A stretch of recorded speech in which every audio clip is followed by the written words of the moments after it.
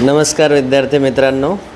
तर आज आपण आदित्य जनार्दन खाकरे याच्या घरी आलेलो आहे त्याचं विशेष स्वागत करण्यासाठी. तर आदित्य खाकरे याचा नंबर IITला लागलेला आहे. याचं JEE ॲडव्हान्समध्ये पूर्ण ऑल इंडिया रँक 3937 आणि कॅटेगरीमध्ये 829 रँक आलेला आहे. तर याला 360 पैकी 163 मार्क मिळाले JEE ॲडव्हान्सच्या एक्झाममध्ये. तर मेड IIT फाउंडेशनमध्ये आदित्य हा 9वी आणि 10वीला होता आणि आदित्यनी खूप छान तयारी केली त्या काळातही 9वी 10वीला आणि 11वी 12वीतही त्यांनी खूप छान तयारी केली आणि आता त्याचा नंबर JEE ॲडव्हान्समध्ये IITला लागला आहे. तर त्याचप्रकारे त्याचा JEE मेन्समध्ये 99.74% भेटलं त्याला आणि महाराष्ट्र CETमध्ये 99.84 भेटलं. अतिशय हाय स्कोर हा आलेला आहे आदित्यचा. तर आपण त्याचा अनुभव विचारूया की त्याला मेड IIT फाउंडेशनमध्ये 9वी आणि 10वीत तो जेव्हा इथं परभणीत असताना होता तेव्हा त्याचा काय फायदा झाला आणि पुढे JEE ॲडव्हान्सच्या तयारीच्या अनुषंगानं मेड IIT फाउंडेशनमध्ये कशी तयारी करून घेतल्या जाते त्याच्याबद्दल त्याला आपण विचारूया. तर आदित्य, मला सांग की तू इथं 2 वर्षाचा तुला 11वी 12वीत IIT लेवलची तयारी करताना काय फायदा झाला? मेड IITमध्ये माझे जे बेसिक कन्सेप्ट्स होते फिजिक्स, केमिस्ट्री, मॅथ हे त्यांनी सगळे क्लिअर करून घेतले. त्याच्यामुळं पुन्हा मी जेव्हा 11वीला गेलो नांदेडला शिकायसाठी 11वी 12वीसाठी तेव्हा मला सुरुवातीपासूनच एकदम स्पीड आली. मी बाकीच्यांपेक्षा जास्त स्पीडनी कॅल्क्युलेशन करू शकत होतो. तसेच ते जे कन्सेप्ट होते ते मला पहिलेपासून माहीत होते. त्याच्यामुळे टेस्टमध्ये सुद्धा मी हाय स्कोर करू शकलो आणि याच्यामुळं एक मोमेंटम आलं जे मी लास्टपर्यंत कायम ठेवल्यामुळं मला हे यश भेटलं. तर आपण 9वी आणि 10वीमध्ये यांच्या बॅचसाठी जे JEE आणि नीट लेवलचं जे कंटेंट कव्हर केलं होतं त्यावेळी यांच्या बॅचसाठी आपण एररलेस पब्लिकेशनचे बुक सॉल्व करून घेतले होते आदित्यच्या बॅचसाठी. तर आता हे झालं, त्याला फायदा झाला फाउंडेशनचा. तुला पुढे जेव्हा तू टेस्ट देत गेला 11वी 12वीमध्ये त्याच्यात तुला असं आढळून आलं का की जे चॅप्टर इथं कवर झालेले आहेत त्या चॅप्टरचं तुला सोपं गेलं असेल, पण जे चॅप्टर आपण समजा काही आपण 70-80% इथं पूर्ण केलेलं होतं, तर जे 20-30% राहिले होते चॅप्टर त्याचा तुला काही त्रास गेला का त्याची तयारी तू कशा पद्धतीनं केली? म्हणजे मेड IITमध्ये बऱ्यापैकी म्हणजे जवळपास प्रत्येक चॅप्टरचं एक इंट्रोडक्शन दिलं होतं. त्याच्यामुळे जे चॅप्टरचे बेसिक कन्सेप्ट्स असतात समजा किंवा फॉर्म्युले असतात ते जवळपास म्हणजे माहीत होते आणि त्याच फाउंडेशनवर पुढं जेव्हा ॲडव्हान्स प्रॉब्लेम सॉल्व करू लागलो तिथून कॉन्फिडन्ससुद्धा बिल्ड झाला की मी करू शकतो म्हणून मी JEE क्रॅक करू शकतो.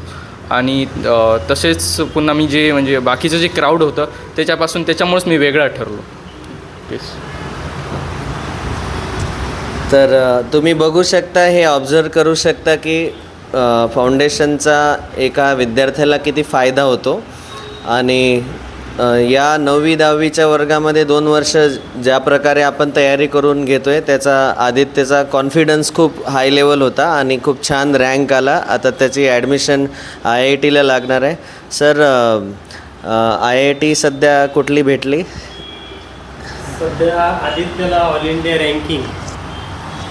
सध्या आदित्यला ऑल इंडिया रँकिंग आणि OBCची जी रँकिंग आली त्यानुसार IIT गुवाहाटीमध्ये इलेक्ट्रॉनिक्स अँड कम्युनिकेशन इंजिनिअरिंगची ब्रँच भेटते पहिल्या राऊंडमध्ये. परंतु आम्हाला आणखी अपेक्षा आहे की आणखी वरच्या IITमध्ये याच्यापेक्षाही चांगली ब्रँच आम्हाला भेटेल. ही सुद्धा चांगली ब्रँच आहे.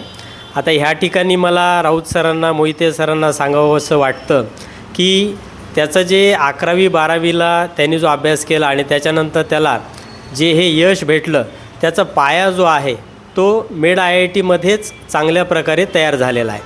तिथं त्याला सरांनी चांगलं लक्ष दिलं हे तर खरं आहेच, पण तिथलं जे वातावरण आहे त्यामुळं मुलांना चांगला अभ्यास कसा करावा हे सुरुवातीला शिकवलं जातं.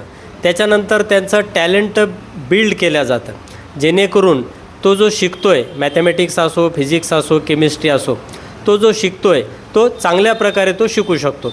त्याच्यामुळं सर्वप्रथम मी मेड IITलाच याचं श्रेय देऊ इच्छितो, कारण कोणत्याही गोष्टीसाठी पाया मजबूत असेल तरच त्याच्यावर तुम्ही चांगलं इमारत किंवा चांगलं तुमचं करिअर तुम्ही बांधू शकता.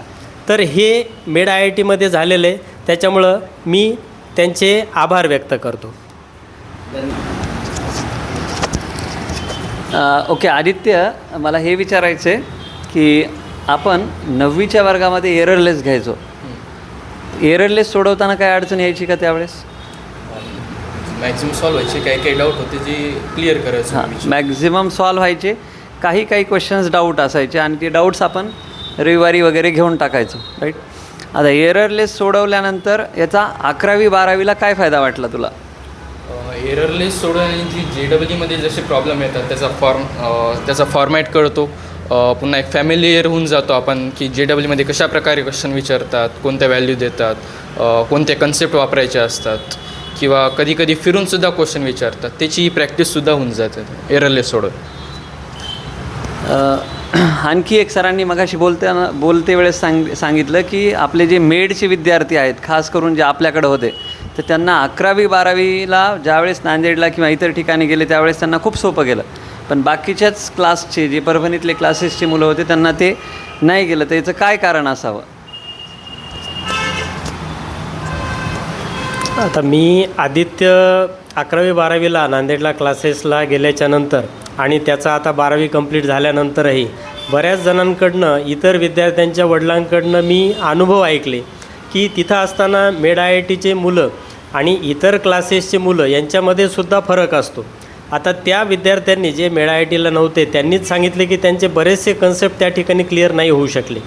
तर इथं मी सरांशी चर्चा केली, मोहिते सरांची, राऊत सरांशी.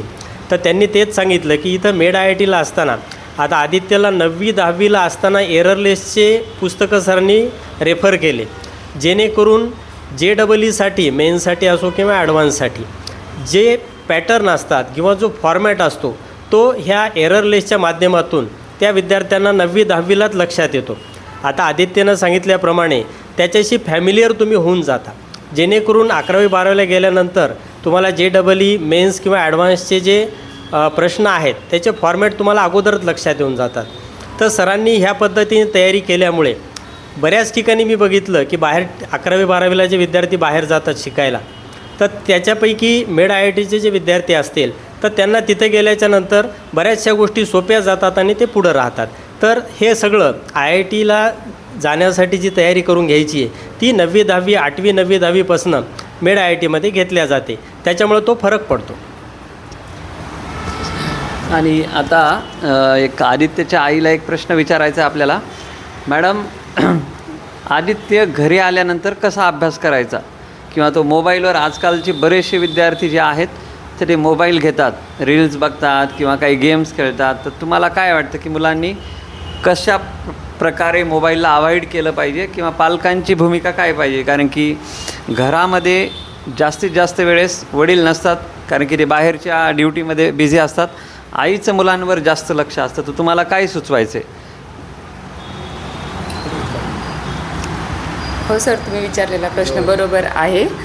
विद्यार्थ्यांसोबत आईचा सहवास हा जास्त असतो वडिलांपेक्षा.